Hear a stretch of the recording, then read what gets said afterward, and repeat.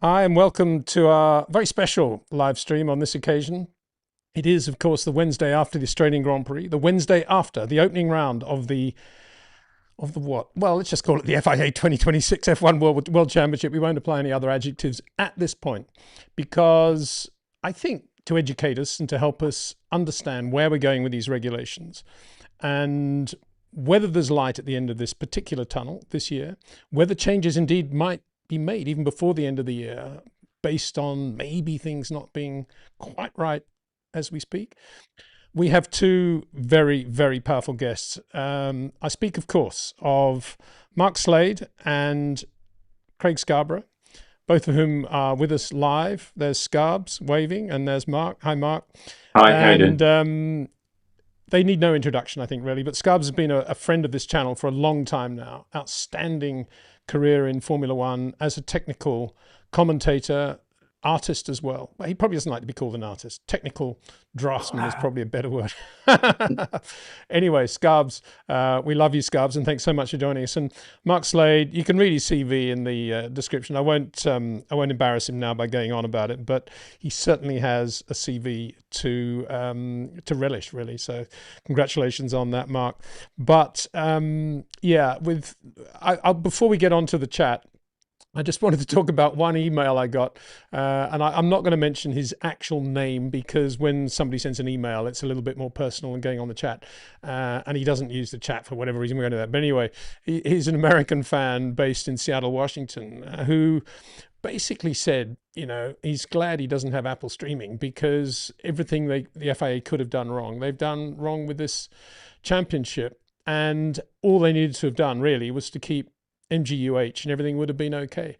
And I would like to throw it open to you two guys actually and say, is it that simple, do you think? Do you think it's really, if we had MGU-H right now, do you think there'd be as much reaction to what's going on? Scarbs, you first maybe? Yeah. I mean, I think he's at least partly right. I mean, I think that the sentiment of the email I don't agree with, that they've ruined it, that Formula One changes constantly. I think it's one of the things that keeps us all interested.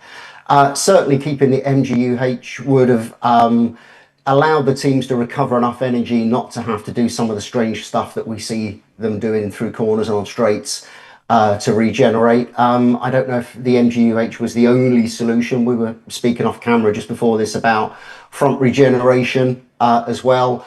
Other types of turbo energy recovery potentially as well.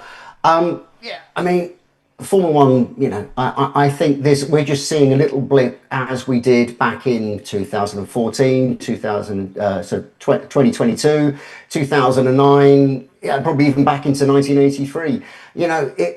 They shake the order up with very different requirements. And I think there's some parts of the fan base that don't like change and have a different view of what Formula One needs to be compared with maybe other parts of that Venn diagram of the Formula One's fandom.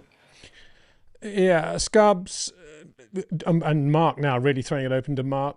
Why do we not have MGU-H on the cars, or indeed sort of the front brake loading that we should have really? Why have we gone this way, do you think?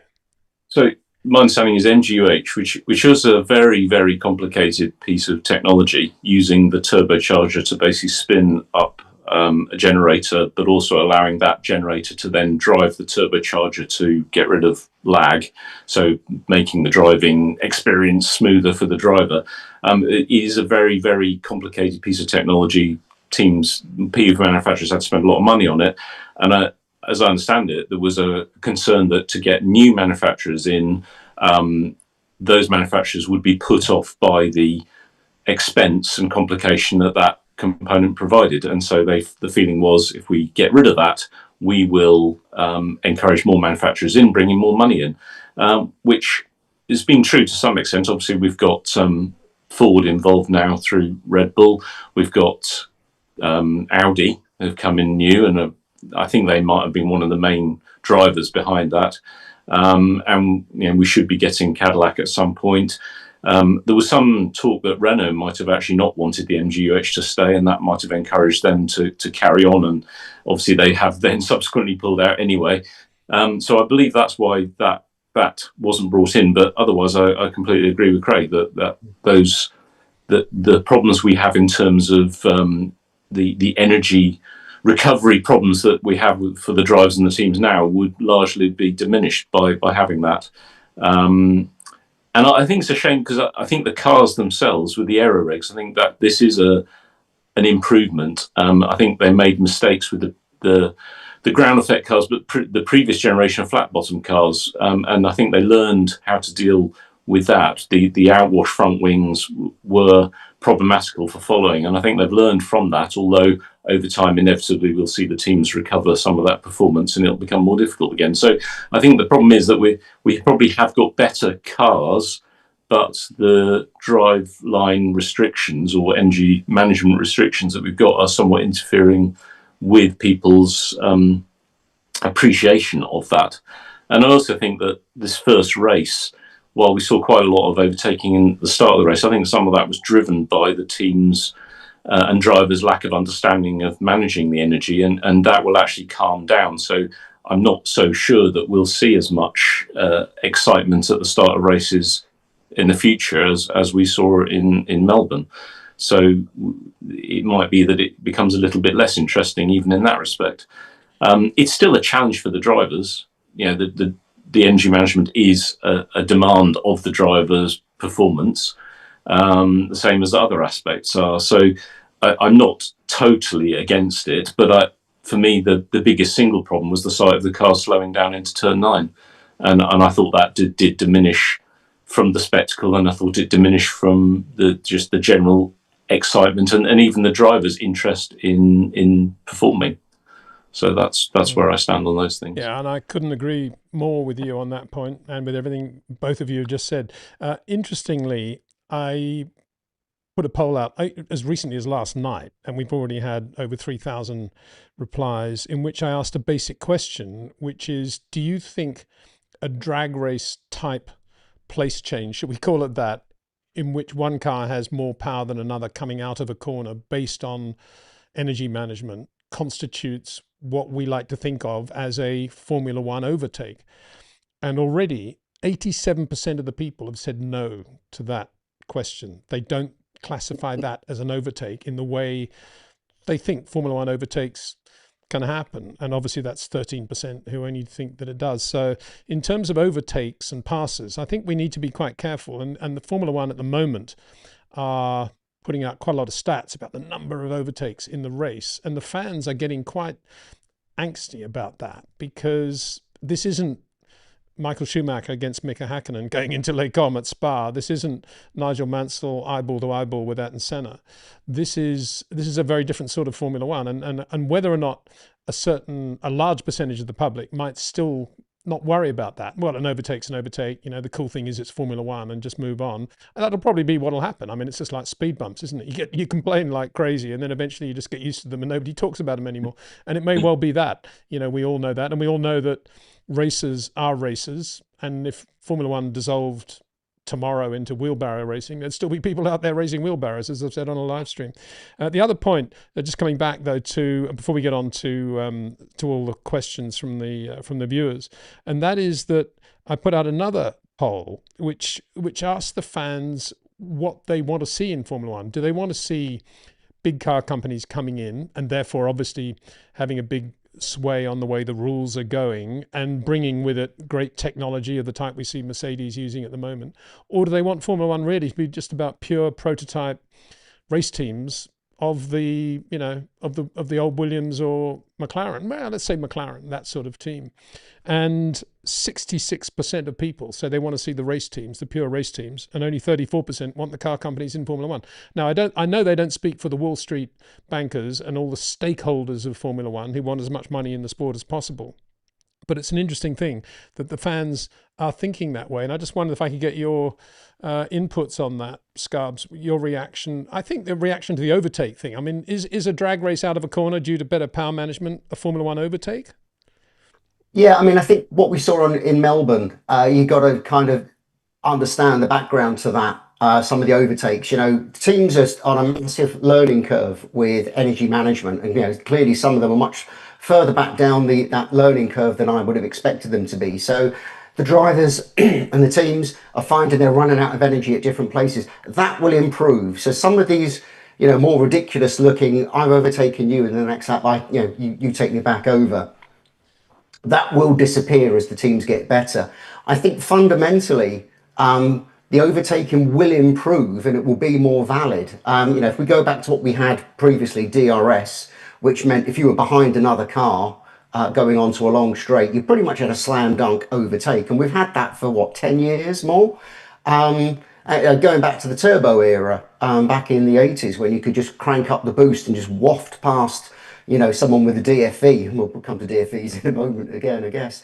What is a valid overtake? I think these new regulations should actually allow drivers to be a lot more strategic in, I'm going to build up energy here. I'm not going to overtake you on the straight, but I'm going to, beat you in maybe a different part of the circuit rather than just along the straights. And I think we will see drivers being a lot more imaginative and innovative with how they can use the overtake options and the boost options that they've got on the steering wheel now. Going back to that vote, I think if you asked, the same question to fans, or similar question to fans, it's like, should we go back to just running Cosworth DFEs, and just let the teams make the chassis? A million people would say, yes, we definitely want that, or God help us, go back to V10s or V12s. I think you always got to be, kind of careful with that sort of response. I remember the FA, when they first did a fan vote, it's like, do you want more overtaking? And strangely, every fan said yes. Who'd have believed it? So, I think there is a balance. If people just want pure racing where the car isn't a factor, you go and watch Formula 2, you go and watch Formula 3 if you don't like turbochargers. Formula 1 has always been a mix of the driver and the technology. I think the balance at Melbourne is wrong, but I think by the time we get maybe to Melbourne next year or even partway through this year, it'll be a lot more balanced again. So I think we've got to be careful that we're reactive to what's going on, but not knee-jerk reactive, which I think a lot of the comments have been so far, particularly on social media, where everyone's kind of throwing their hands up and go, well, I'm never watching Formula 1 again. But if everyone ever said that, did it, then, there'd be no one left watching the sport now. Mark, what was your take on the overtake button in Melbourne? How did that work? It didn't seem to work that well, did it? Or did it? Max couldn't do much about Lando, could he?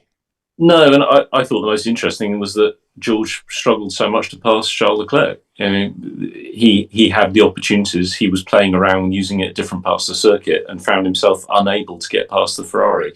And I took that as I thought it was a great demonstration of Charles Leclerc's ability to defend. I thought he did a fantastic job, and I thought it was very interesting seeing George trying those different things. Although I must admit, what I did find particularly interesting was then looking at the data that you can get online and piecing together the processes of the first 8 laps, which took me about an hour and a half on the Monday after the race. And obviously not everybody's going to do that.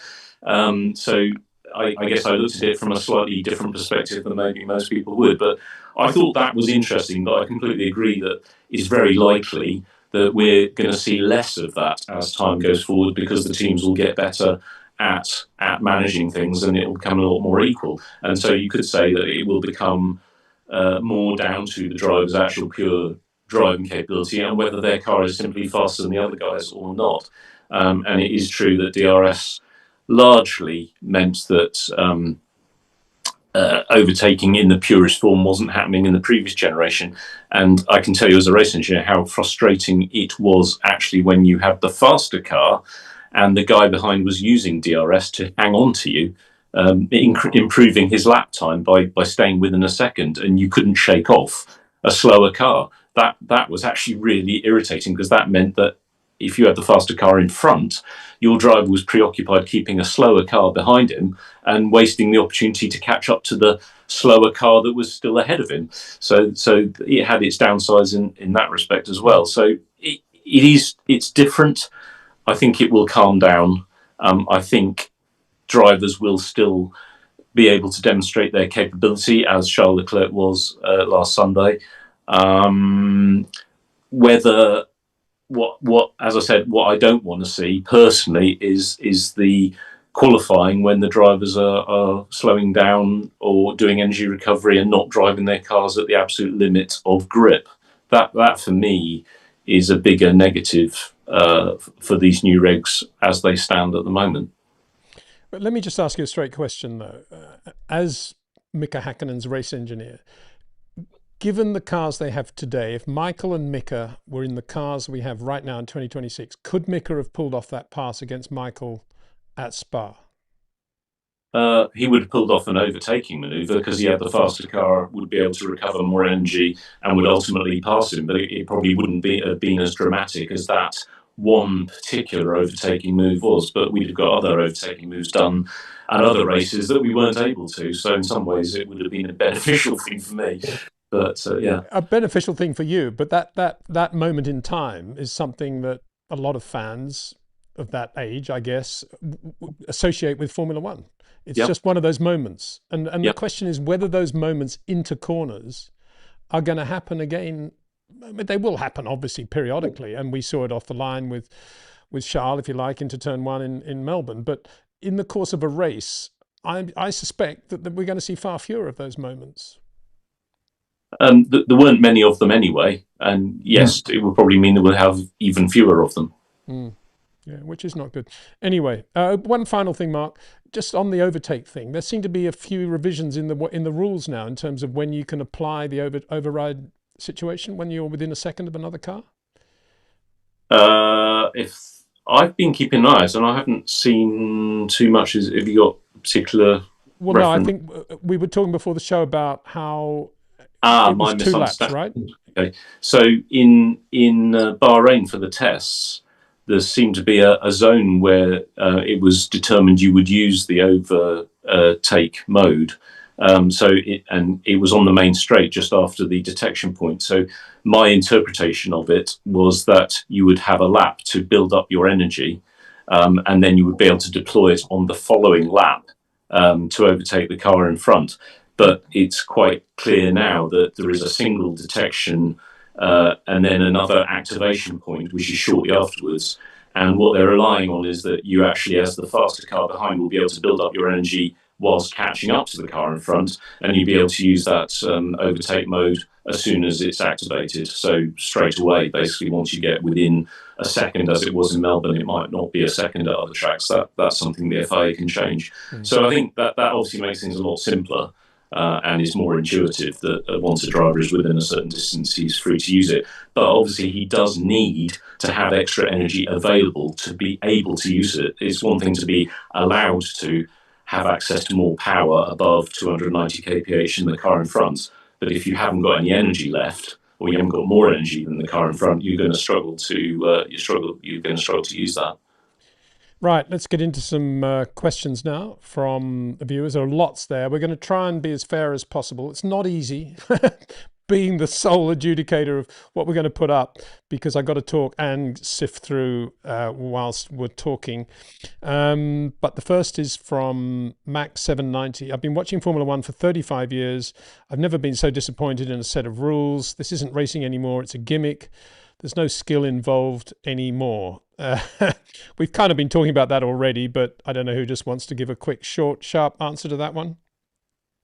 I think my point is there's no skill involved. You know, at the end of the day, you know, there's some controls taken out the driver's hands, but still, you know, and certainly as these regulations, as we mature into these regulations, driver skill will still be as important because they're managing the energy and the deployment, particularly with the deployment of the energy, and you still got to get around corners. And I think a lot of people are always just too quick to react to a new set of regulations. You know, they are very complicated. There's no doubt about that. They're compromised, but let it settle down and see how the teams start to innovate with these rules. Yeah, completely agree with all of that, and also it will probably favour some drivers over others. Some will adapt to it more quickly than others. And so it might change the order a little bit between the drivers, and it probably will change the order a little bit between the teams and the power units. I think it's a factor in why Mercedes are better than, say, McLaren right now, because they have a better understanding of it, even though they've got the same power units. And I firmly believe that those power units and drivetrains are the same across those two cars. I don't think Mercedes have in any way hurt McLaren's performance, other than that Mercedes have probably had a bit more time to understand how to use their powertrain effectively, and that's the advantage they've got with it at the moment. But in many ways, that's just down to Mercedes doing better homework than McLaren. So I think that's completely fair for them. And the driver's skill, I completely agree. They still have to drive these cars as fast as possible, just with different requirements than they had before in terms of the energy recovery and energy deployment. But in terms of getting the car around the track as quickly as possible in qualifying, it's the same. They still have to manage the tyres the same way they did before. They still have to race each other the same way they did before. So I don't agree at all that that there's no driver's skill involved. And we will see differences in drivers in the same team reflecting that as the year progresses, as we have done previously. Next question from Sarosh Soman, who is one of our regulars and indeed a channel member. And don't forget that you too can be a channel member and go backstage. I'm going to do a live stream after this, just me with members. Bit of a shunt there in the background. Sorry about that. Anyway, the question from Sarosh, which I think you both guys will like, is having the graphics during the onboards would be useful. Fascinating to see how the battery recharges from 0 to 20% just by a slight liftoff at turn 9. It's unreal. That's what a C rate of 600C looks like, exclamation mark. And I think you probably both like that sort of sentiment, correct? Absolutely. I think if they could do a graphical representation of what's going on with the battery level and how the driver's using it, it would just add that extra dimension to understanding what's going on and make it more interesting. You would see that the driver is just overtaken, has got a low battery level now, and so improve the anticipation of the driver behind getting back in front. So I think it's essential to make it a proper, exciting experience for the viewers. Yeah, no, echo that completely. I mean, I think one thing, there's lots of valid comments and complaints about this set of regulations. For me, one of the biggest things was the way that the FIA and Formula One have communicated this entire rule set and how it's been built up, how it's been announced, what these different bits and pieces do. That communication's been really poor. And, again, as testing started, people says, well, we're going to get these graphics, and I haven't got the answers. And from what we could see, you couldn't really see them unless you had a particular camera angle from the onboard that would give you what is absolutely fascinating. As you said, how quickly these cars can charge that battery is incredible. So yeah, I think there needs to be more graphics on screen all of the time. And for the people in the crowd, I mean, they've got absolutely no idea of what's going on with the cars that's running in front of them. Now, you could either complain that the rules have created cars that, hide their performance from the fans, or you find a solution. We go into Formula E, and if the car's in, the equivalent of overtake mode, LEDs light up all over the car in blue to show you that the car's on the power. If the car, in Formula One, why don't they have this? That, if you're doing regen, why don't we have red LEDs on those wheel fairings that look like glowing brake discs, so we know that the car is regenerating? And when the driver's into boost mode, where you get the full 1,000 horsepower, let's have a different color LED. It's I think we can actually make this look so much more dynamic than it appeared on circuit at these first races. And hopefully, it's all about the show in some respects for Liberty and Formula One. I think they really need to start to think of some of these sort of ideas. Yeah, agree with that. Ronnie Way says, hi guys, would adjusting the battery deployment in the straights be a solution, the super clipping stage? Max complained about the other drivers and had the feedback, took it to the FIA, but it was not taken up well, we hear. And I've had a few people say that, if they could just change the way they have to do that, get rid of the super clipping, basically. But I don't suppose there's any way they can do that. Well, all they can do is just reduce the amount of energy available for deployment, so that the drivers don't have to do so much recovery, and then the apparent differences would reduce. But given that they've made the statement of it's close to 50-50 electrical and fossil fuel power, then that's the reason why they don't want to do that, because it would diminish that significantly. Yeah. And equally, as we sort of keep saying, teams will get better. If you actually look at the Mercedes, which seem to struggle much less with needing to sort of super clip at the end of the straights, there's lots of different strategies. Melbourne is a particularly poor circuit for energy management anyway, because you don't have the big braking zones that you would have at other tracks where you can just fill that battery back up. The thing that bothered me the most was that when some drivers were going into super clipping mode, they were still on the racing line. I think if the driver's going to be going into that mode, they do need to pull off the racing line in qualifying and in the race. I think that seems only fair to other drivers. We know that the flashing rear light on the back of the car is one factor, but by the time that's come up, the car is already super clipping. So it's, for a following car, it's already too late. So I think Colapinto was one of the examples where he just trundled along the main straight, and Hamilton almost, went straight into the back of him. So yeah, again, I think the FA need to be having discussions and be quite flexible with, what the drivers and the teams are finding in these first races, but not to the extent of being sort of knee-jerk. I mean, I certainly wouldn't want there to be a reduction in the deployment of energy, because, that's fundamental what these rules are about. And if a team can't do it, then, if you had a turbo back in the 1980s that wouldn't, give you full boost, you wouldn't ask the FIA to reduce the boost limit, would you? So, I think there's a balanced discussion to be had with this. Okay, next question. I think I can probably handle this one on my own. It says, it's from Gertrude. It says, hi, did you see the video of Lando ice rallying in WRC2 car with the Solbergs on Monster Energy channel? Petter was impressed. You mentioned Lando rallied before. What surface did he test on? I've seen that, and I'm not surprised. I've always said Lando's, he's not just a very, very good racing driver who's not quite a great racing driver. He's actually got a massive amount of natural talent, and that shows up on street circuits, particularly tracks like Po, where he was so good in Formula 3. And I think you'll see that this year as well. Very relaxed and very, very good, very rhythmic and just super talented, great car control. And I don't want to give too much away, but it was on gravel that he did quite a lot of fun testing in the recent past, and it was with a Rally 1 car as well. So he definitely has his heart in the right place. I was talking to Max not so long ago about, you should have a go in your dad's Rally 2 Skoda, and he just said, the trees, which I guess fair enough. He's got a good point there, isn't he? But at some point, I suspect he probably will have a go in his dad's Rally 2 Skoda.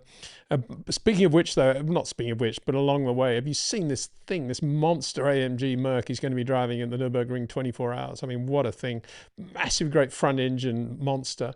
Excuse the pun. And there he is doing it. All fits in with the calendar. A couple of races in the build up to that as well, all at the Nürburgring. That's how Max Verstappen's going to keep a sane head this year, I think. Just get back to just raw power, oversteer. Yeah, a lot to be said for that in many ways. Next question's from Drew. From P7 down, they all got lapped. It's not fair you get lapped and you get points. It's a sad day when Formula 2 and Formula 3 are now the main race, and Formula 1 is a feature race now. Well, I'm not sure that you guys would agree with that, but it's certainly true that we haven't seen some of the point scorers being lapped in recent times, and that was definitely a factor there. But on the other side of the coin, there weren't that many retirements. I mean, the Isaac Hadjar one was a bit of a drama, wasn't it? Do we know what happened there with Isaac? No, I mean, it looked like a power unit failure because of smoke, but I don't know any detail. But can I say then that this again is another example of how Formula 1 is shooting itself in the foot, because we have all this brilliant technology, as you two guys have just been talking about, and it does actually get you a bit fired up gets me fired up when I listen to you talking about the potential for this technology. But it's all so hidden, and it's all so difficult, and as we've just been saying, very little of it is on display to the fans. And something as basic as a massive great blow up with smoke at the back of the car, it's quite dramatic. I mean, the TV cameras stayed on it for 4 or 5 minutes, I think. But why are the teams so reluctant to just talk about interesting technical things and make the technology interesting? Therefore, anyone with a brain, there's enough marketing departments in all the Formula One teams, PR departments, to be able to filter through what is secret information should not be given out because it might help another team, and enough information to give to the fans to be able to understand the technology. And, you know, I speak as somebody that, and I know this is the old days, but if there was a major Cosworth blow up, so talking about DFV Scarbs, in the old days, you could ring John Judd or Alan Peck or John Nicholson or even Dick Scammell and say what happened, and you'd probably get down to the detail of if it was a material failure, what batch that had happened from, where that batch specifically had been made if it wasn't made in-house, and all that's interesting stuff. It didn't give away anything. It was just interesting fodder for the fans to feed on and to be able to understand the technology, because technology is about people making mistakes and doing brilliant things. And we don't have enough of that now in Formula One. I've been banging on about this for years, but I don't know. I think you guys agree with that, do you not? We just need more information. And none of us know what happened with Hadjar's car. That's ridiculous. I mean, I'll leave it to Mark. Mark's been in the team. He knows the things that he's not allowed to talk about. So it all comes down to be honest, the world of social media has made it worse, because as soon as you admit any kind of weakness whatsoever, you just get piles of crap on you from the outside, and you get lambasted, and the big companies that you're working with will be embarrassed by that, and it just comes down to that sort of thing, as much as the lack of willingness to give things away. And obviously, from a team point of view, rather than have to sit down and say, well, yes, we could say this, but we can't say that. That all takes time and effort. So the easiest solution is just say, don't say anything, and tell your drivers, don't say anything. But for me, what happened to Isaac Hadjar was really interesting. I'd still like to know why Max locked up in qualifying, because as far as I know, no official word has come out on that. Someone said, I've seen statements about the software faults, but I think that's just speculation. I don't think anyone actually knows the real reason why that happened, and I still think it's likely to be a question of driver error with cold brakes and cold tires and other things. But I'd just like to know, and I'd be interested. But the team just don't want to have to deal with the repercussions of admitting any sort of error, I would say, is the main thing, and that applies to all of them now. You can't admit error. It's like politicians, isn't it? Politicians can no longer say, yes, I made a mistake, and what we should do is actually this thing I've learned. You can't say that now, because as soon as you say I've made a mistake, then they'll say, well, you should be sacked then. It's the same sort of attitude. Yeah, I mean, to add to that, you know, I'm on the poacher side of the gamekeeper argument here. You know, for 27 years, I've been trying to get information out of teams and manufacturers and you know, the FIA and suppliers, and you know, our interface to the teams officially is through the marketing department, through the PR department, and for those people, anything technical, even on the simplest of levels, has to be kept secret. You know, you cannot get an answer, you can't get access to, you know, engineers. I mean, we were speaking before. I've never actually met Mark previously, even though, you know, we've been in the paddock, you know, dozens of times at the same time. And yeah, it's frustrating. Formula One has made some efforts in the kind of the Liberty era to try and demystify some of the tech stuff. And, you know, I've worked with F1 TV on their Tech Talk show, but how far they're willing to go, how far the teams are willing to go, are really restricted. I mean, we have the show and tell on a Thursday now, which is fantastic. But, you know, some of the teams didn't even put their updates on the car, which the regulations demand, or didn't bring, you know, the car out, or had it backed up to the garage. You know, there's all sorts of, you know, games going on. And the sad thing is a lot of this technology, I mean, we talked with, you know, when you were chatting to Gavin about the battery, that's only the second time I've ever heard anyone talk about Formula One batteries since 2009. And this is ridiculous. A lot of this technology is, you know, stuff that you can talk about. It's quite generic across the grid. You know, we could talk about the hydraulic systems. I think there's probably a few things in the hydraulic setup of a Formula One car that are secret to each team. But the majority of the tech there is, you know, nothing you wouldn't find on a jumbo jet or even agricultural machinery. So we should be a lot more open talking about this stuff. And you know, I guess that's kind of what I've been doing all this time. But it's, yeah, it is a source of frustration that it does seem to be getting worse and worse, that you can't get even the simplest of answers. out of the teams in situations like this. Well, here's a technical situation that I think we should all just lend our imagination to, because it's a classic example of what could be brilliant television if it was done correctly. And the situation I'm going to describe is the one at Honda right now, with the Japanese Grand Prix looming, the battery problem massive. What is going on in Japan right now in terms of trying to get the battery thing sorted, the vibration thing, the whole deal? It'd be brilliant television to be behind the scenes in all of that. Okay, maybe you shouldn't put it out now, but I hope somebody is filming it, because it'd be captivating with Adrian Newey in there and Andy Cowell and the whole thing. It's just, you don't need to write a script. It would be just sensational stuff. But my bet is nobody will be thinking in those terms. We'll never get to find out any of the details. It'll all be behind closed doors. And it's such a great shame, because, I mean, what do you guys think would be going on right now in Japan with the whole Honda, the battery thing? And they must be looking for another supplier of it, I would guess, or they're trying to do it in-house. Do you think? Do you think they could do a battery that quickly in-house? I don't know. What do you think's going on? I mean, I think the rules won't allow them to make their own battery now. It has to come through Honda. I think Honda. But that's what I mean in-house. They can make their own the fundamental problems that are going on between Aston Martin and Honda, and it's very much a partnership, I think, this problem. Because, there's a supplier-customer relationship here. Both of them have responsibility. They only found out in November when they went to went to Sakura, their Honda R&D facility, that it was behind on schedule. That's an Aston Martin problem. You need to be managing this, and we've spoken of this a lot over the pre-season. Honda, broke up their F1 department, or the people then, went off into different departments and had a relatively young, immature group of engineers working on the F1 project, which is how Honda work. You have to give them credit. That's the Honda way, as they call it. They'll be working, with Aston Martin now to work out what's going on. What's the source of the vibrations? What's the frequency of these vibrations? What can we do to mitigate that? What can we do to make components more robust?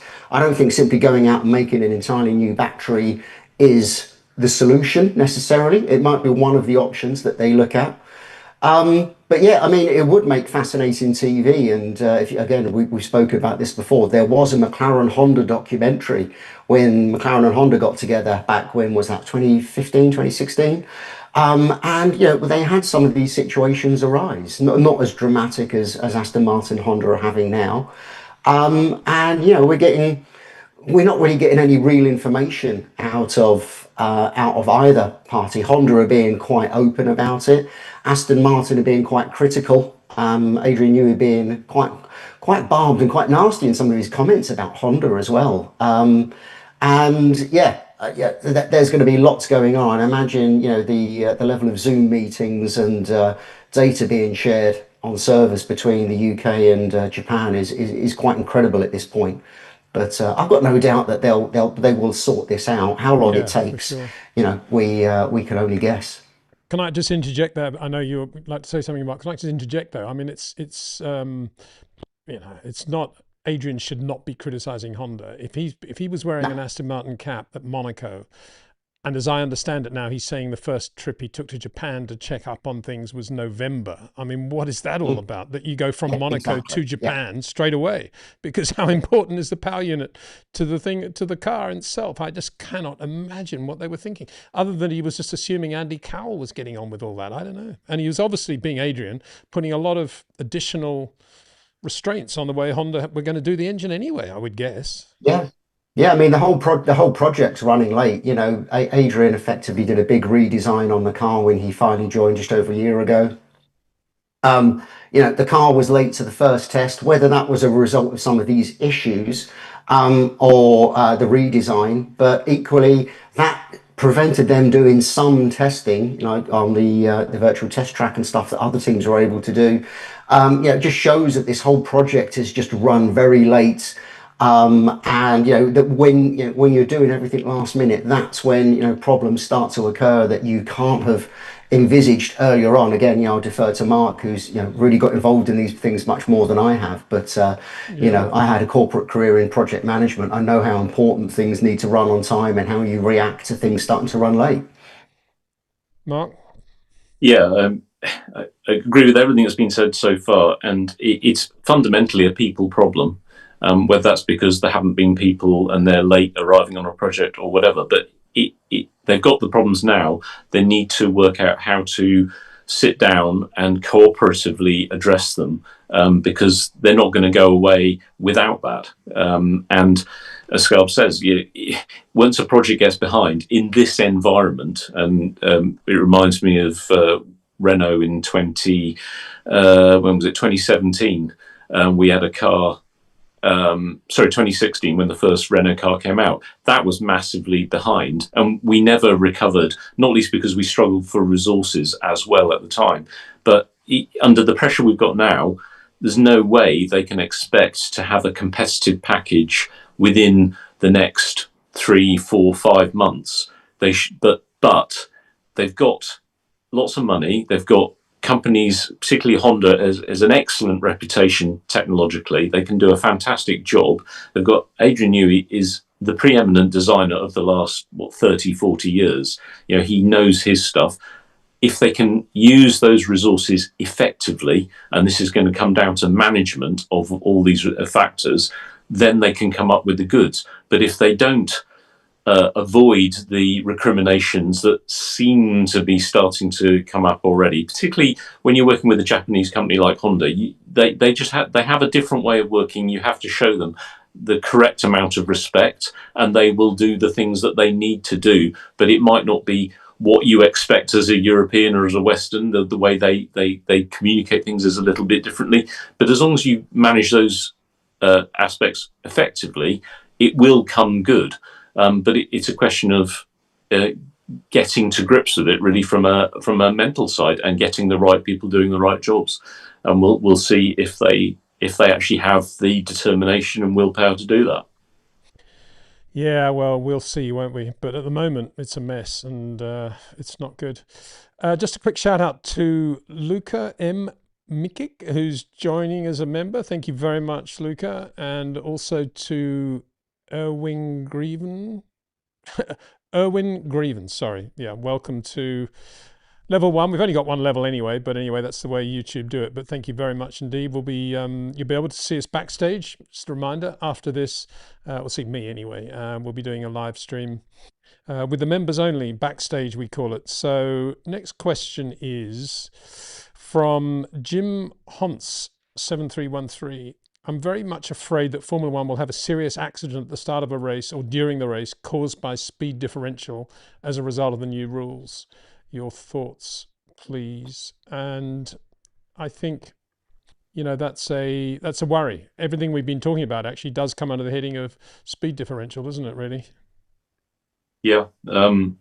It's not a new problem. There may be some new factors with the new regs that mean that people are a bit less prepared than they have been recently. I don't want to be. It's a difficult thing, isn't it? How safe do you want Formula One to be? I don't want anyone to get hurt unnecessarily. That's for sure. But these are factors. When a car goes off the circuit and there are other cars around it going fast, that is always a dangerous moment. And there have been huge advances in the safety of the cars in terms of impacts, etc. So, but it still is dangerous, and I think it is true to say that with a little bit more unpredictability, particularly getting off the line, then that does increase the risk. There's no doubt about it. And then the other issue of potentially larger differences in straight line speed between the cars, or unexpected slowing down, yes, that does increase the risk some amount.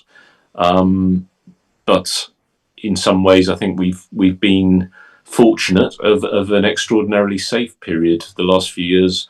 But it's an interesting aspect, isn't it? I think it's less acceptable to have risk now than it maybe was 30, 40 years ago. Yeah, I'm not sure how you address that, honestly. They should be doing everything they can within reason to address it. And I think the fact that they increased the sort of start delay period when the cars all come on the grid and then are able to sit there for now, was it 5 seconds before the start goes? I think that's one decision that's already been made to try and address that. And the cars will get more predictable with time. The teams will learn, the drivers will learn, so that will go down. But yeah, where do you draw the line? But I'm not sure what the answer to that is. And I think also the other point, Mark and Scarbs, is that we had that extra time, but still Liam Lawson managed to be doing 40 kilometers an hour and everybody else was near 100 kilometers an hour.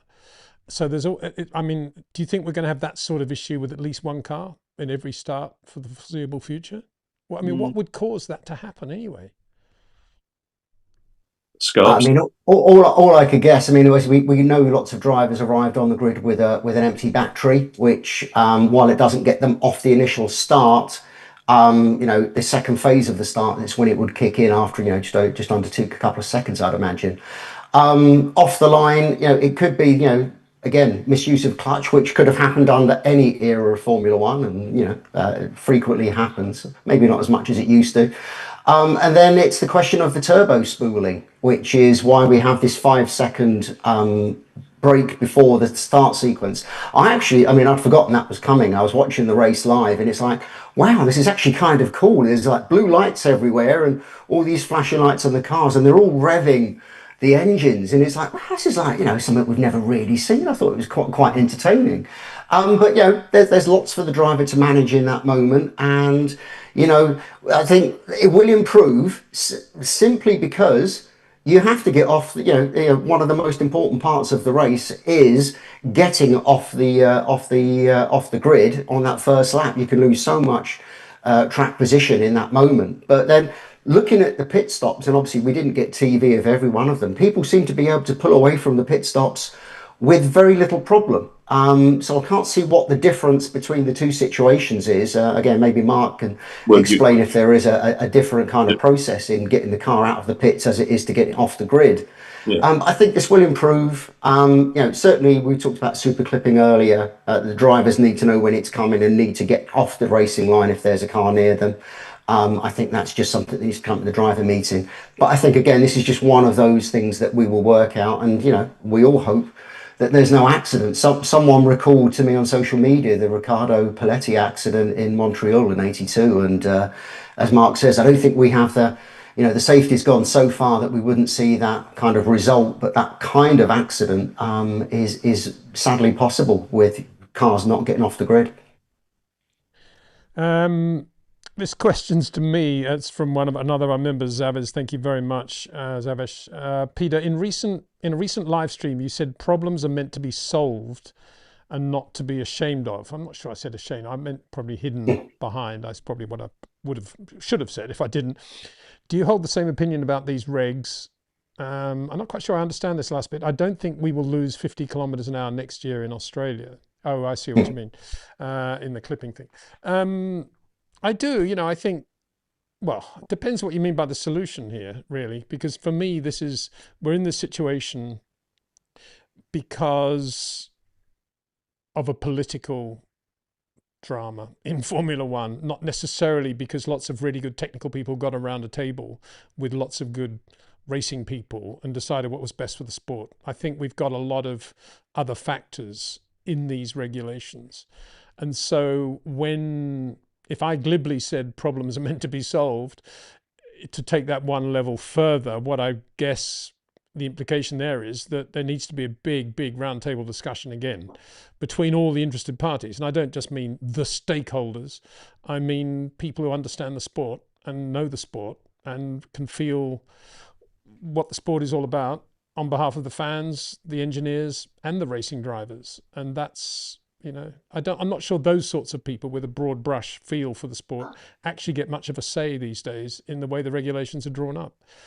And, I made the point a couple of weeks ago, I think, or maybe a week ago, that the essence of Formula One is incredible speed into a very demanding, very fast corner with a crosswind slot between the grandstands in the middle of it, and we're talking 165 miles an hour, and it may or may not be flat in seventh, that corner probably doesn't exist anymore.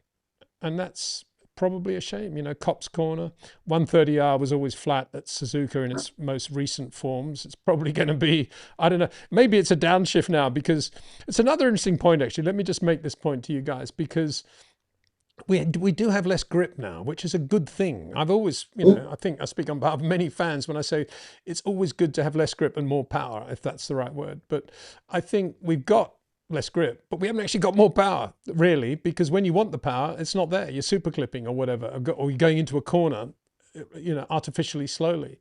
And yes, I love to see the narrower tires slightly, the smaller contact patch, and I love to see the less downforce. But, you know, it's chipping away at small things, and still Copse Corner is not going to be the same dramatic corner that it was. That's the problem, I think, with this. It's trying to keep it simple. Mark, you're frowning. No, not really. I think some of it is just a lack of explanation or understanding of why the teams are doing it. You know, the fact is that using power when you're at a very high speed is less efficient than using it when you're at low speed, but you've got lots of grip.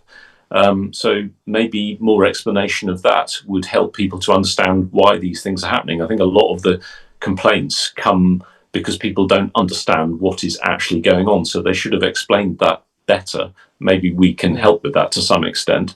But ultimately, I think the situation will improve as well. As Scarborough said several times, you know, the teams will get a better handle on it, the drivers will get a better handle on it, and we might see some of these obvious discrepancies reduce. Although with the current regs, it's difficult to see. You know, I think there will be cars going slower into Copse than previously, and I feel that is a problem. But I suppose to viewers on television who don't know, you can't really see to a large extent from outside what's happening. It's the onboards that are giving it away, aren't they? And that's ironic, because the onboards were introduced to make things more exciting. So maybe we'll just get fewer onboards. That's a slight concern I have. Onboards without audio? Yeah, possibly. Yeah, but it comes down to this, though, doesn't it? Ultimately, for me, and I'm a purist, and you know, I think I approach Formula One from a different perspective, as much respect as I have for the technology. But my perspective is that there is something wrong with Formula One, and I'm assuming something here, but I'm almost certain it's the case. There's something wrong with Formula One when Max Verstappen can get into what amounts to a very quick GT car, and after his Nürburgring races, unquestionably will say, probably not publicly, but he will say in private, that he gets more thrill and more satisfaction of doing the job well through, say, the Wippermann and Flansgarten sections of the Nürburgring than he did on any fast corners in Formula One this year. And I think that's sad. If we've got to that point where a driver like Max is going to get his real satisfaction and feeling for racing and driving from a GT car and not from a Formula One car, surely that means there is something wrong with the direction in which we're going. I struggle to disagree with those points. Even Scarbs is nodding his head sagely there. You know, and I think, you know, some fans may think we've got two engineers here, both of them are defending this new Formula One, and it's all a load of rubbish, and it's all a computer game, and let's get back to V8s and V10s. And of course, that's another extreme, of course. And I'm sure that there are many reasons why we don't want to do it. Although I do think the pursuit of alternative fuels around a very standard, basically cheap, super reliable internal combustion engine is not a completely stupid way for Formula One to have gone. Keep things as simple as possible. Alternative fuels, everybody kind of understands that. And that could have been a nice way to go. But we decided to go the hybrid thing. And now this is a full extension, obviously, of the hybrid deal. So I don't know, you know. But even last year we didn't have this issue, did we? And that was hybrid cars. So yeah, exactly. It can be done with a hybrid. Yeah. So you know, it's a question of coming up with the right set of rules. It is, and they haven't done that. That's fundamentally what the question was. The big question is, who was it? Was it Ron Toronac or was it Teddy Mayer who first said, "If it ain't broke, don't fix it"? And it might have even been, I think it was Ron, actually, and because he was such a practical guy. And it wasn't really broken. I suppose what they were thinking was manufacturers. You've got to get more manufacturers. And again, I don't agree with that, because all the manufacturers are all going into WEC. Good. That's good for WEC. And we've got, I don't know how many manufacturers there, 12 or something. Let them all be there. Let Formula One be what it's supposed to be. All these large prototype companies building these exquisite Formula One cars, all thanks basically to Bernie, who in 1981 said, let's change the face of Formula One. And this will be a great way of stopping anybody coming in and taking our teams away from us anyway. We'll have a new rule that says, if you want to compete, you've got to design and build your own car. And all the manufacturers, all the team owners said, oh, that's a bit over the top, Bernie. And he said, no, wait, we can do it. And he was right. And then we got all these brilliant we've got the prototype cars designing and building their own cars. We don't actually need, going back to my poll results here, the Audis and the Renaults basically telling us how to run the cars, how to run the sport, which is what's going on. But that's more money in Wall Street. Anyway, let's get on to another question, because that's why I say it's very political, this whole thing. And you can't just, you can't just look at all these rules in isolation. This is from Aaron, another of our regulars. Hi, Peter. A question mainly for Scarbs. How do you think the racing would be if every car had the same deployment and harvesting allowance, i.e. no overtake mode? Are this year's aero packages less affected by dirty air? I guess there's two questions there.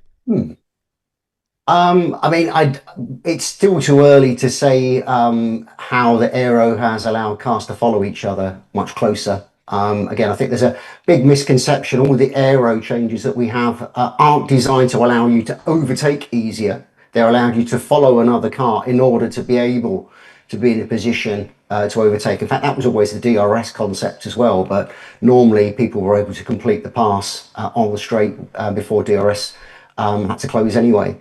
I think the aero has improved. Again, we've had a few drivers making some negative comments. I think Ocon said in testing that, well, it's just as easy, just as difficult to follow another car. I don't know how true or not it is. Every driver, I guess, will have a different opinion.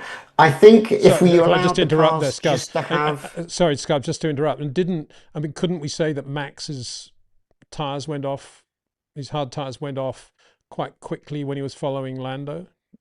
Which would suggest that it's quite difficult for tyre management, or not? Maybe not. Tyre management's a completely different factor. Max literally burnt those hards up in that final stint to catch up to Lando, and I'm sure the fact that Lando had been able to manage his mediums and Max had burnt his hards, and which are a slower tyre anyway, was a big factor in not being able to overtake. Tyre management is another factor.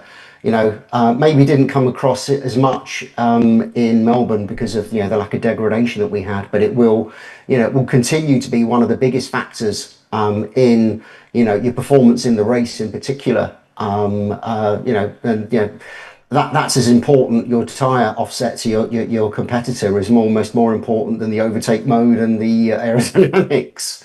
It's something I'm not necessarily qualified to debate on, but I think the overtake mode is still important. Again, the rules are particularly complicated as they are for the boost mode, which is kind of what used to be overtake mode, where you just push a button and get full power.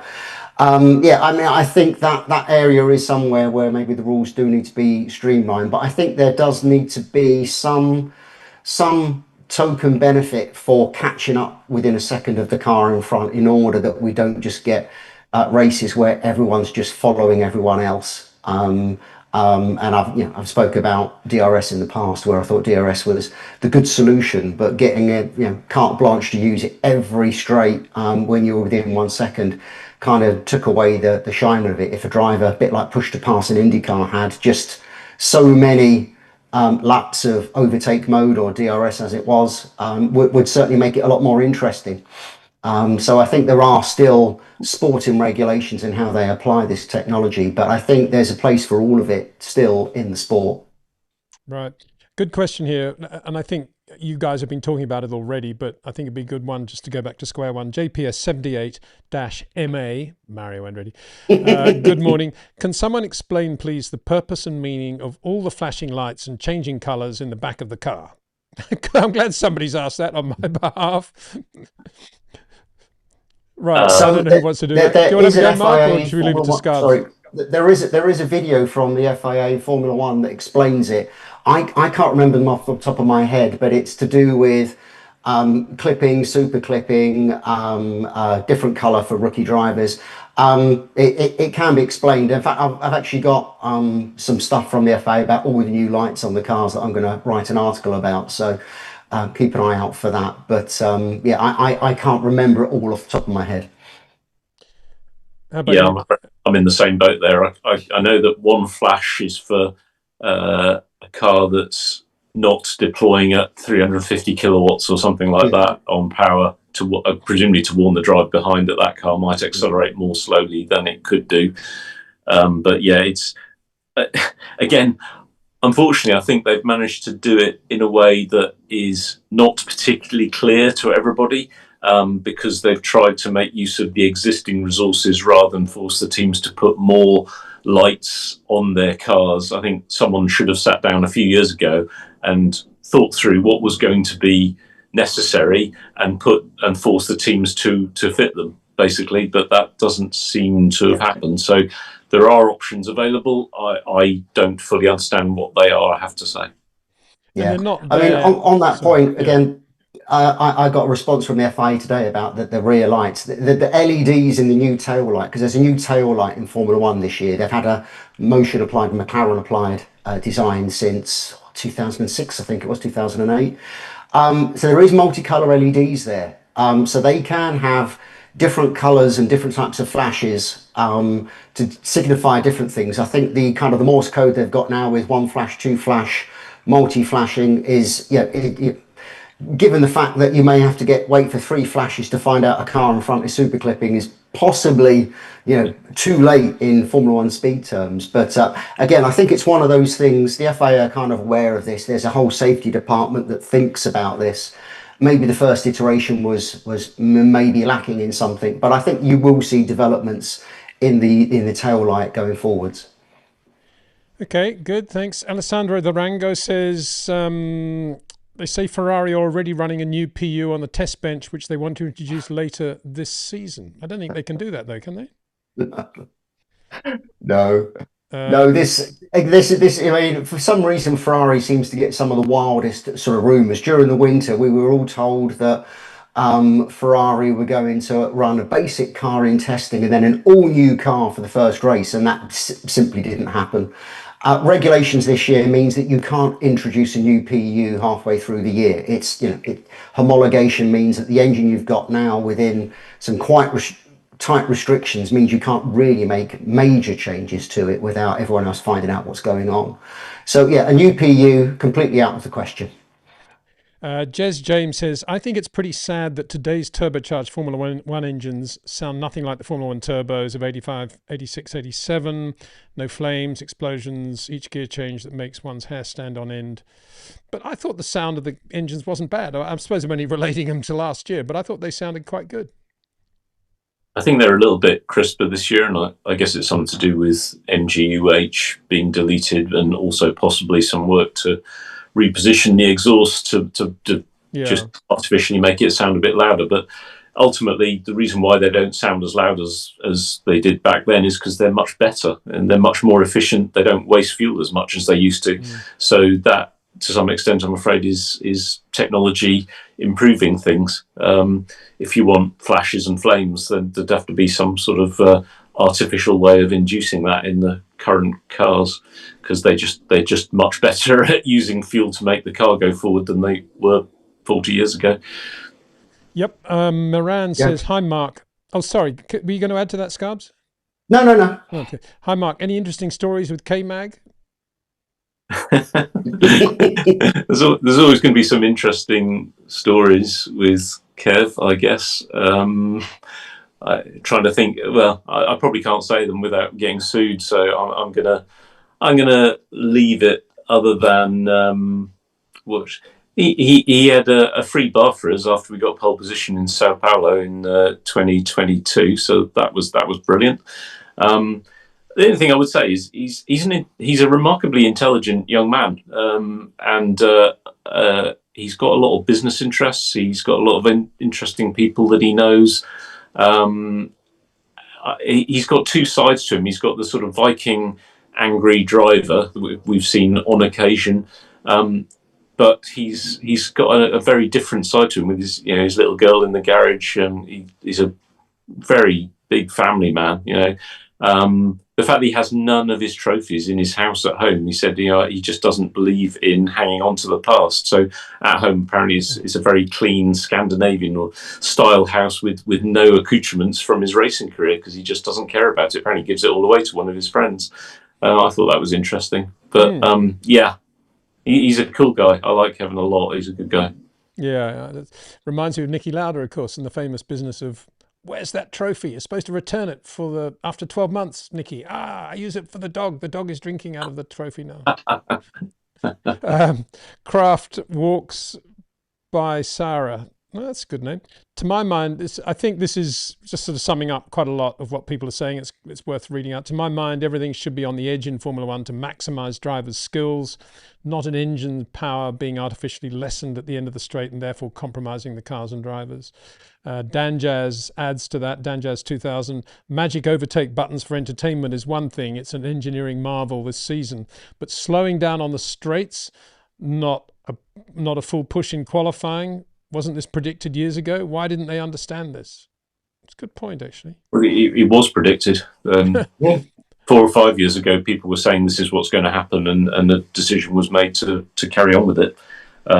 Maybe the people who made the decisions didn't actually listen properly to what they were being told, but it was all very much predicted many years ago, and we have exactly what was predicted now. Well, on that point, Mark, how long ago was this? When was this first mooted, do you think? This whole I think it was as long ago as 2021, I'm going to say.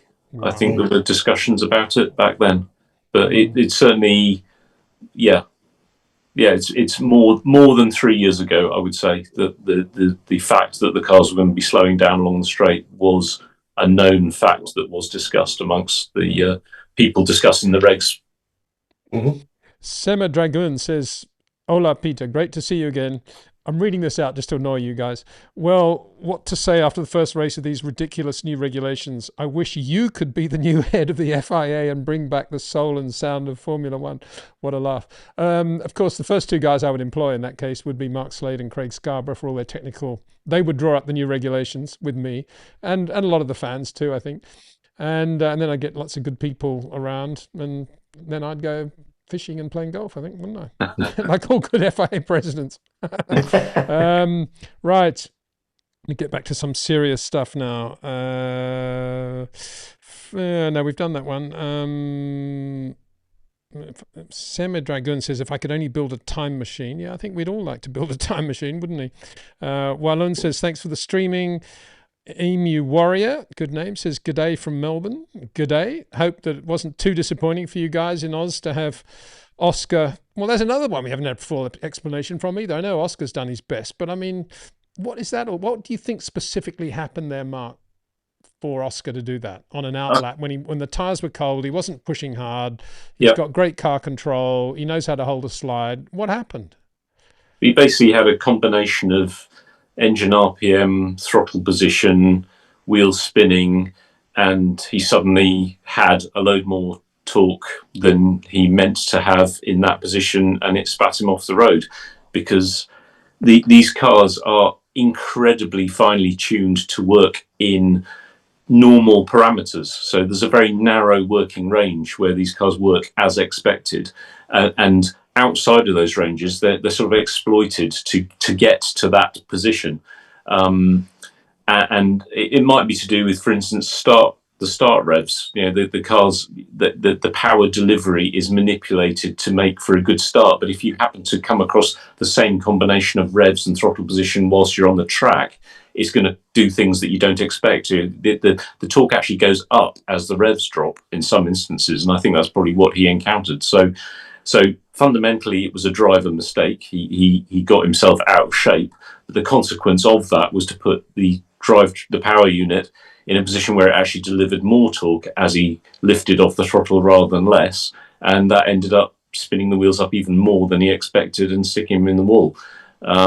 It's a shame. It's a massive shame, but it happens to all of them at some point or other. There were many instances. I remember a driver come back saying, "Well, what the hell happened there?" And the systems guys would say, "Oh yeah, well you had your throttle at 20% and the RPM was down here, so actually you had 100 horsepower more than you expected at that point because you're in the start rev region, and that's what we do to stop you getting too many revs and too much wheel spin in those conditions." And they're just very complicated beasts, basically. So what are they going to be like in the wet? Difficult, I would imagine. Yeah, but they'll be in a different map. They'll have a wet map to try and to deal with that to some extent. But it's one of the things I'm fascinated to see. I'm looking forward to the first time we have a wet qualifying or a wet race, because I think it might throw up a few more unexpected events, like the fact that they all arrived on the grid with no energy. That was something I don't know why they hadn't anticipated that. Something clearly went very wrong for a lot of the cars there, and things did not pan out as they'd expected. I'm sure when they go back through the data, they'll have worked out why the mode they'd selected didn't do the thing that they forgot about something, or something else came up. But yeah, this is all part of new regulations, and to me, actually, it makes it more interesting because it's not your standard procedure. Things are not happening as normal, and that makes it more interesting. Kraft says, "Good morning all." Sema Dragoon says, "Scarbs and Mark, we appreciate you. Much respect!" Exclamation mark. Cheeky Cat says, "Hi, Sydney, Australia."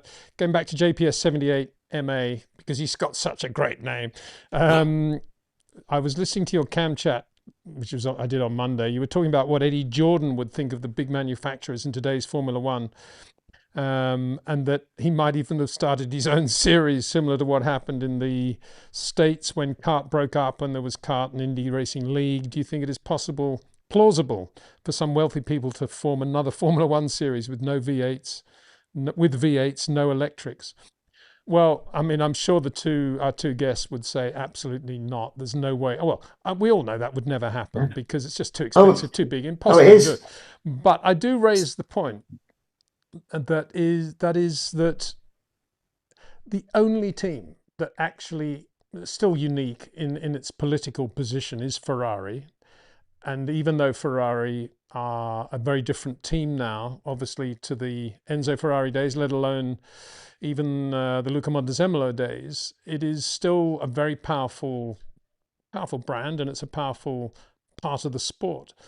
And it's interesting that Ferrari obviously have gone along with these regulations, and it's interesting that they're doing quite well with them too.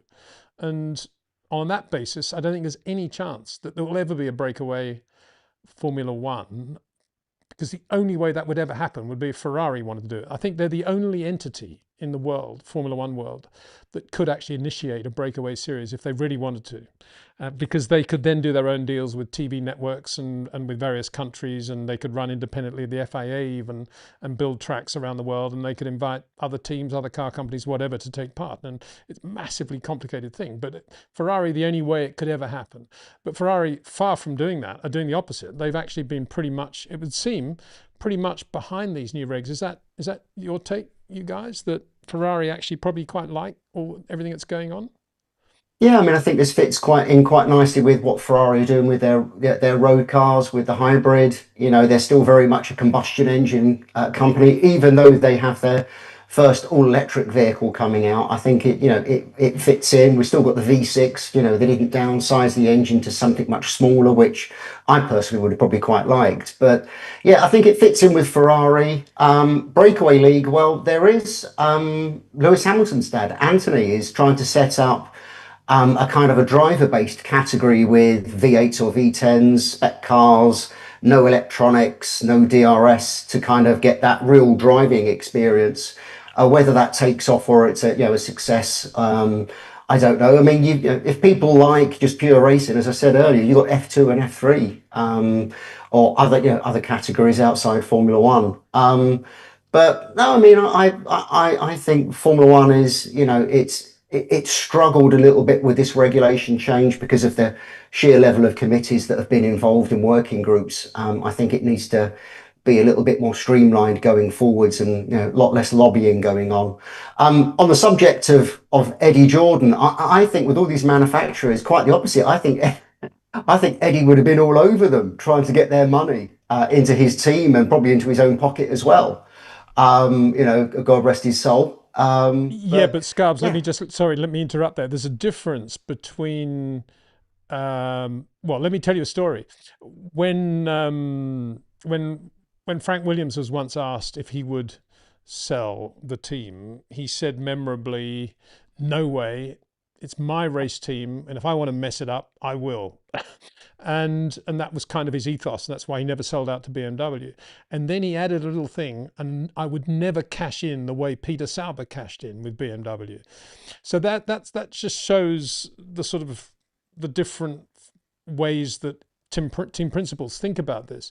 And of course, it's one thing for Eddie Jordan, if he was around today, to be going to, I don't know, to Toyota and getting their money, but still running the race team for them. And it's quite another, of course, to sell to a complete car company and have them come in and operate the thing. And of course, there's nothing wrong with being branded in the way, even you could argue the way Stroll's branding, Force India with an Aston Martin logo. That's, I mean, you make mistakes or not, the whole Adrian Newey thing, but it's still basically a small prototype British Formula One team. But it's not Mercedes as we now, it's certainly not Audi, that's for sure. And that's the difference, isn't it? And that's what I think this poll result is all about. But Ferrari still stand in this unique position. And where did you see their performance, Mark, in Melbourne? And where do you see their weak points now? And can they actually move forward from there at a rate that will allow them to close the gap to Mercedes? Or do you think it'll be commensurate with Mercedes' rate of improvement as well? They've obviously done a very good job, not quite as good as job as Mercedes have done, obviously.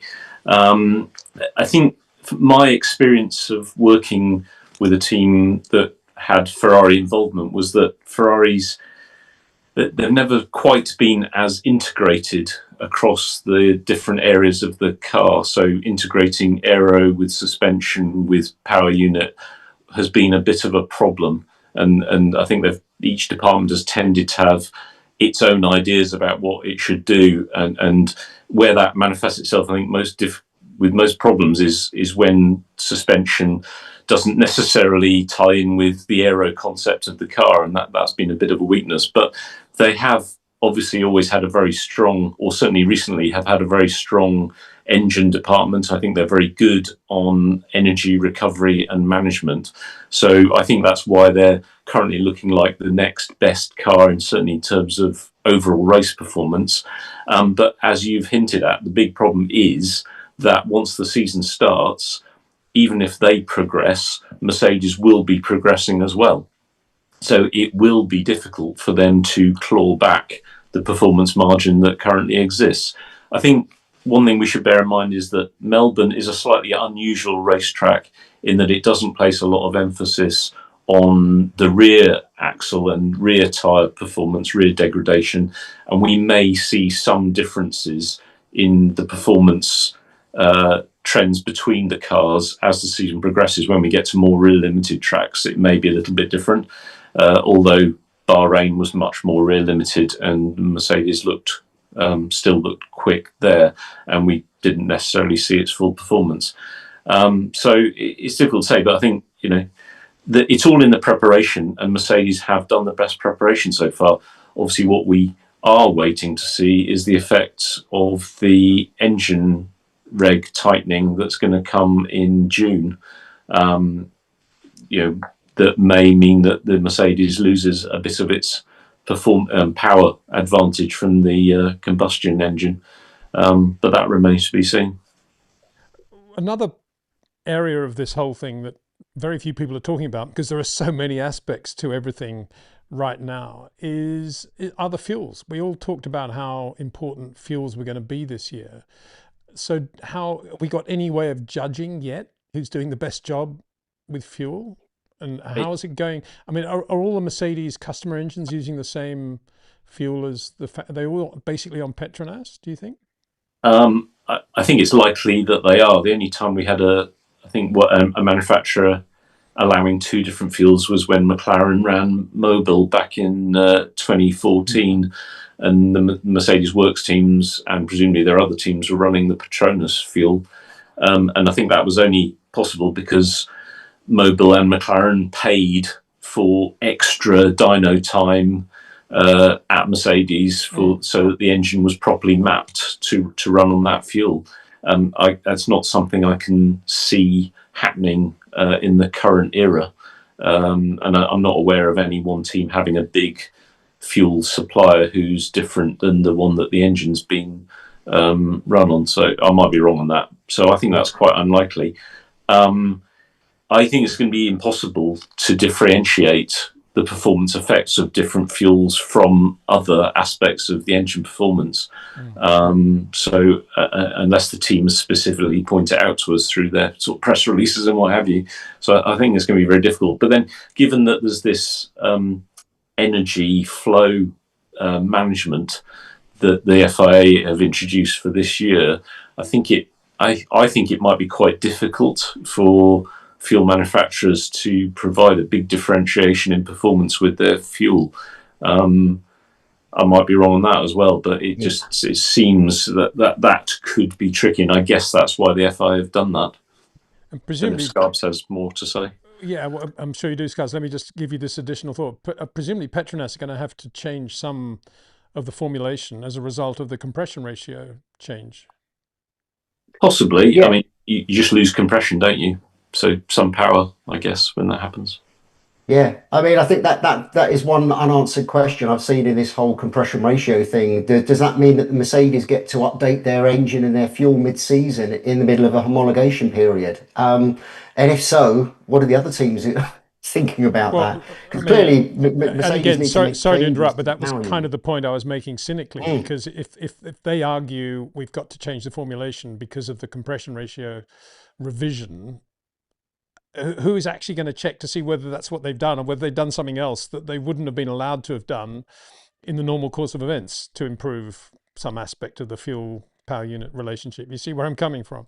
Yeah. So no, that will be monitored by the FIA. There's a whole process that's been in place for probably decades now, that if you make a change for reliability, safety or cost reasons, which are allowed to do minor changes to power units, this reg's been in place for quite a long time now, that when you put in your paperwork to the FIA that you're going to make this change, that gets published to the other teams and manufacturers. So you couldn't sneak under the carpet something that other teams, might complain about, because then it's all kind of open book. So there's not really much of an issue there. That's a part of the sport that's regulated. I question that because none of the other teams have the compression ratio issue. And so how can they possibly say, oh, well, Petronas are going to do this, and they're saying it's because they're now going to be running at 16.1 all the time. The other teams have got a right to reply. I mean, well, they've got a right to reply, but it's nonetheless a bit of an open door, I think. Anyway, I mean, I may be wrong. Maybe but I think it's one of these things you can probably overthink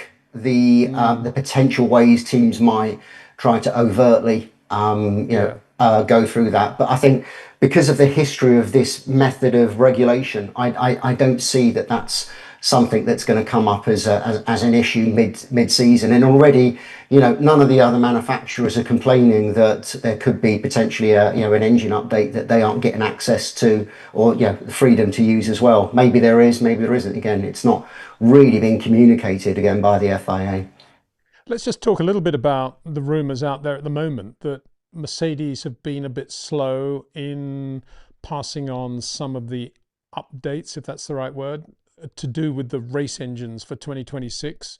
We're talking about the customer team saying that they're not getting everything they should have got from the factory team, and they were running obviously a lower spec engine in the Bahrain test. Again, I find that hard to, on the other side of the coin, I find that hard to believe, because that would be a direct breach of the regulations, would it not? And would Mercedes ever take that sort of risk? I mean, I know Mark's got an opinion. I'll put my 5 penneth in first, if I could. So this has all come about from Andrea Stella, putting some quotes out that Mercedes weren't providing enough information to their customer teams. So again, first of all, you've got to take that with a pinch of political salt. Why would Andrea say that? Well, his car is slower than the Mercedes, so there's one counter argument. Why would he choose that thing specifically? Maybe there is some truth in it. So the regulations mean that the manufacturer has to provide the same hardware to all of its customers. So it's not that Mercedes have got, a better piece of metal in the back of their car that's working better. It's exactly physically the same as the customer engine. But as we've seen, this year is all about energy management for the teams, and it's what's differentiating, teams within, the same engine manufacturer. So if Mercedes have decided to keep some of the ways that they're operating the engine, or, options available to the power unit that, they haven't passed on to their customers, then I believe under the regulations, they're entitled to do that because, they've met part, the physical part of their obligation. Whether that sits in the contracts individually, certainly within the regulations, it's allowable. And, then you think, well, why might Mercedes have done this? Well, Toto Wolff has lost 2 championships to a company with the same engine as him. So, let's play hardball on this. We've got a real advantage that we could grab hold of. How true underneath all of this is, will any of us ever know? But it looks as though there is something, something underlying this. Some of the other customers, Alpine and Williams, don't seem to be as verbal. But maybe they're not in trying to have the same arguments as McLaren and Mercedes are. Yeah, I think again I agree with everything that Scarbs has just said, and in terms of measurements, the FIA have a lot of access to measurements of things like cylinder pressure on the engine. They know from experience that games have been played in the past, and they're very much on top of stopping those sorts of things from happening again. But it is absolutely true that there may be methods that Mercedes are able to do control systems work on the engine that allows them to extract better energy recovery or better deployment from their engine than the other teams have got on top of. And I don't see there's any problem with that. They've done the work to get to that point. The other teams are making use of that engine, but they haven't done that background work to get to the same position that Mercedes have. And that's their problem. That's not Mercedes' problem, in my opinion. So they need to employ clever people. They need to spend the money and book the time on the dynos to understand how to use it in the same way that Mercedes have. That's the nature of competition. And if you're going to take the easy option and obtain your engine from another supplier, then you've got to appreciate that there may be downsides with that, and presumably they're spending the money that they could have spent on that engine development in other areas to gain another advantage. So it's part of the game, in my opinion. But all I would say is that certainly when we were a customer Ferrari team at Haas, there was no real feeling our team that we were getting anything other than maximum performance from that engine, and it was one of the reasons why we were sometimes very competitive when it was a small team that didn't have the resources of the bigger teams, but we were able to beat some of those bigger teams, and it was because we were using that spectacularly powerful engine. Obviously, it had some downsides in other areas, but that was the deal, and I don't think it's any different for the other Mercedes powered teams. So it's how it is, and they should go and get their own engines manufactured if they think that they're at a disadvantage on the engine side. But look how that's going for Aston Martin at the moment. Right, here's a good question for you, Mark, from Cameron, our friend Cameron. Thanks very much, Cam, for this. One for Mark. It's a super chat, actually, very kind, and should have got onto it earlier, but thank you very much, Cameron. One for Mark. Who was the faster driver over one lap? And I'm going to add here, Silverstone Grand Prix circuit, dry, car perfectly balanced, new set of tyres, Kimi Raikkonen or Mika Hakkinen? It's a difficult question. I'd say on balance, probably Mika, but think back to Kimi 2004, 2005. he did some absolutely incredible laps around Silverstone in that era. So it's a tricky one. I've said before, I think Kimi was probably the more complete all-round driver in that Mika had occasionally slight motivation issues if things weren't going quite as well as he hoped they would. Whereas with Kimi, come qualifying and race day, I always thought he performed absolutely 100%. So yeah, I'll say probably Mika, but it would have been fascinating to have them both in a 2005 McLaren and to see who could actually go faster on that one lap in qualifying. I'm not sure what the outcome would be. And I've got another question on the back of that. Sorry, Mark, can I just ask a question to Mark there? Would they be different at different speeds at different parts of the track, between fast and low corners? Would there be an obvious difference, or would it just be, one would just overall be above the other on the speed traces? I think Mika was probably potentially slightly braver in the high speed corners, but we're talking, it's speculative because we never actually had that comparison to make. Quick social media. Mark Slade says Kimi Raikkonen's really slow on fast corners. Yeah, that's the danger, isn't it? And it probably isn't true. But I thought Kimi was probably better at getting the ideal setup than Mika. His feedback was maybe slightly more precise.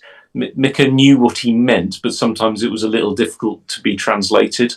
He was sort of more artistic in his descriptions of the car because he was he went to circus school, and his balance was purely physical. He knew what he felt, but sometimes it was difficult to fully grasp what he was trying to get at.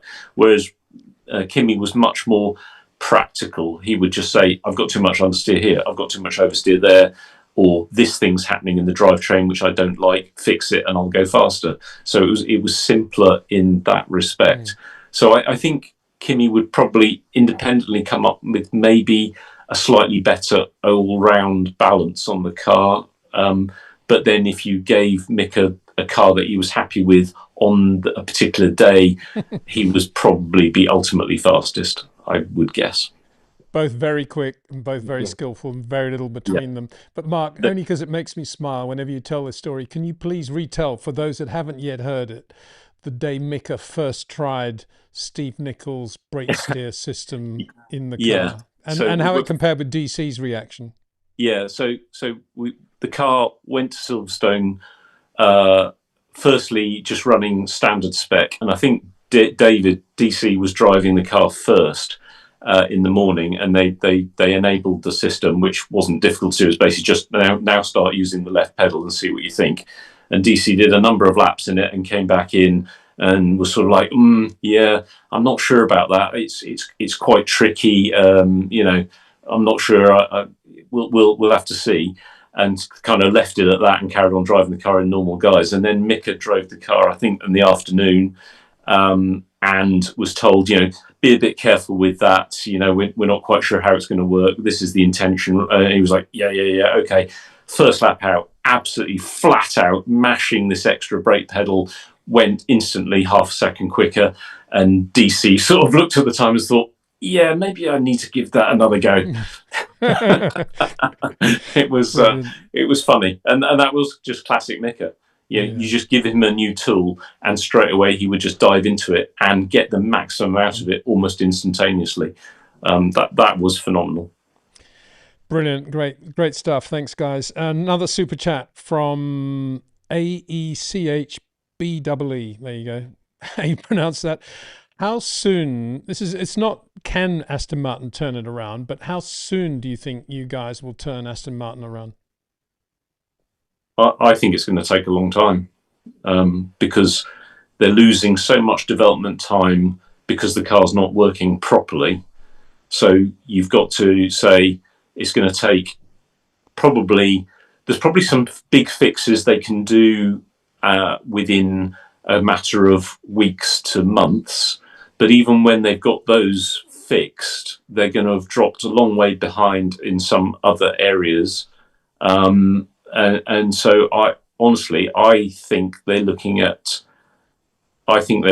2 years to get back to where they should have been to start with.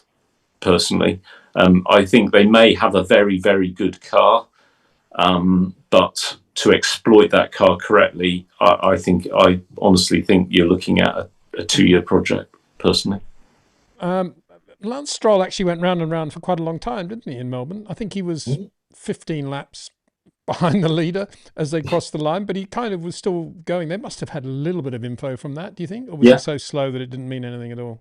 Yeah. They'll be getting information, but it's responding to it. It's very hard. And the car's not going as quickly as it should do. I mean, Fernando's qualifying lap actually wasn't too bad, was it? It was quicker than the Cadillacs, but it's Fernando Alonso in an Adrian Newey designed car. That he should be going for pole.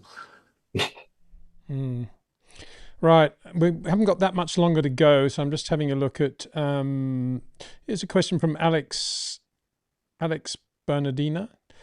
Can Honda actually make changes to their PU now? I think Scarborough aren't really in a better position to argue this, but I think there are a couple of intervals that they're going to measure performance, aren't they? FIA and then give teams an allowance of development. Yeah, I mean they've got two options really. You've got the FIA monitor, as you were saying correctly, Mark, all of the performances of the engines or power units, and they've got what they call the ADUO rules, which were introduced with this regulation change to try and counter the sort of problem that Renault had under the previous regulations, where their first crack at the PU wasn't good enough compared with its rivals, and because of homologation they could never catch up. So there is a get out clause. So I'm sure that they will be wanting to introduce changes under those regulations if the FIA allow them. And that is subject, I believe, to some of the other teams agreeing that that is the situation. And again, that brings a whole host of political questions that already people across social media are talking and rumouring about.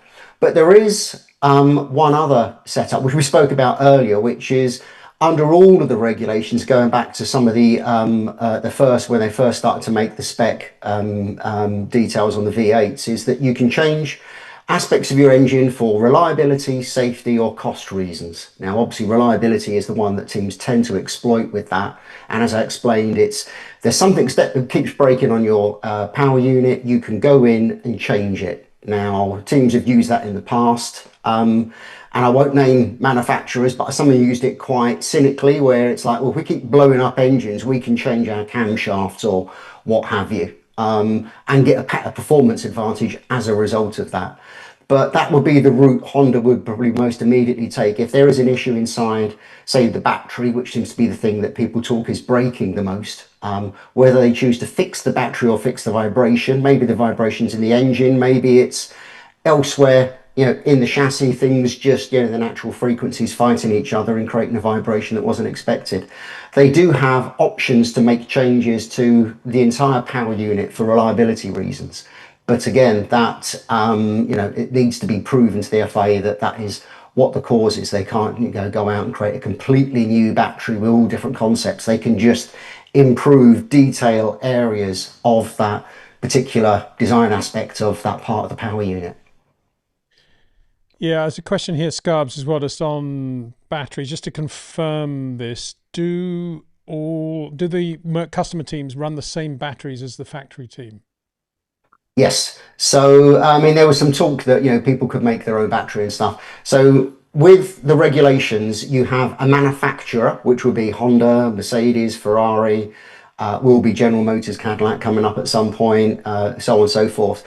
They homologate the complete power unit. So all of those different elements, so the battery, the control electronics, the combustion engine, the exhausts, the turbo, and there was one other part, the fuel as well, which is homologated, so you can't change that during the regulation period.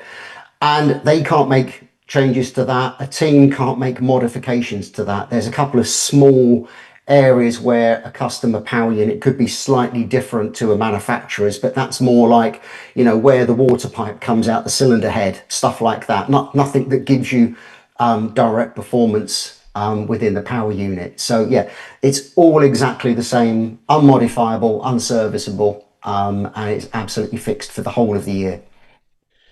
Right. I think we're right right at the end of it now, guys. Sadly, it's been amazing having you to talk us through Formula One. And this live stream is not about saying there's nothing wrong with Formula One, the technology is brilliant, or the contrary. It's just about getting the brains of really good people to explain some of the things that are obviously very complicated to the straightforward fans like myself. And they've done a brilliant job with that. So big thanks to you, Scarbs, and to Mark. Just a couple more very quick questions to you.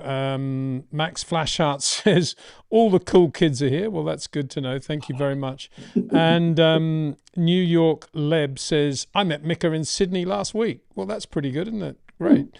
And Anders Malberg, in answer to the question put to you, Mark, about Kimi or Mika, said Kimi, of course. And of course, it is very close, but we all know now, Mark Slade thinks that Mika Hakkinen's quicker than Kimi. I can see it all on social media now, Mark. It ain't going to stop.